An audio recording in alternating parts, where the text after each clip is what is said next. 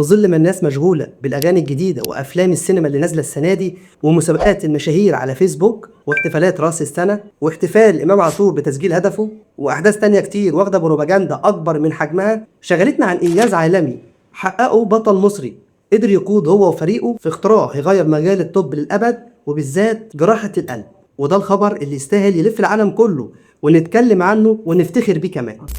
السير الدكتور مجدي يعقوب جراح القلب المصري الشهير، البطل اللي قدر هو وفريقه يعملوا ثورة في عالم الطب ويخترعوا صمام قلب طبيعي عن طريق استخدام الهندسة الحيوية وعلم الأنسجة.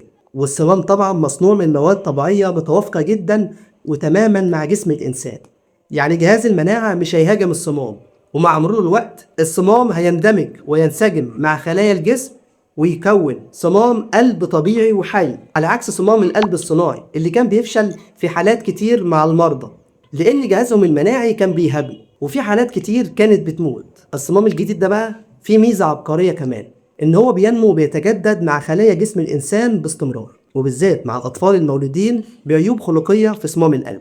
بعد الاختراع ده المريض مش هيبقى محتاج يدخل كل شوية عمليات علشان يغير صمام القلب زي حالات صمامات القلب الصناعي اللي كانوا كل شوية يدخلوا عمليات عشان يغيروا الصمام علشان يناسب حجمهم ونموهم. الاختراع ده مش هيخلي المريض ياخد أدوية كتير مانعة للتجلط طول حياته. في ناس هتقول لي استنى يا باشا كده واهدى علينا، تخدتنا كده في دوامة الكلام على طول ومش عارفين أصلا إيه صمام القلب ده. ده شكل صمام القلب، وهو عبارة عن بوابة صغيرة في حجم عملة نقدية معدنية موجود بين غرف القلب. مهمته الأساسية يفتح ويقفل مع كل نبضة علشان ينظم حركة الدم في جسم الإنسان، يعني يفتح لما يكون الدم عايز يعدي ويقفل علشان الدم ما يرجعش تاني بالغلط. تخيل حاجة صغيرة زي دي بتشتغل بدقة عظيمة جدا طول حياتك وحصلت مشكلة فيه زي انه تآكل او تصلب، هنا بتكون المشكلة الكبيرة لان الدم مش هيتحرك في جسمك بشكل طبيعي ومع الوقت هيحصل فشل في عضلة القلب. علشان كده احنا قدام انجاز عظيم جدا لازم ناخد بالنا منه ونفتخر بيه كمان.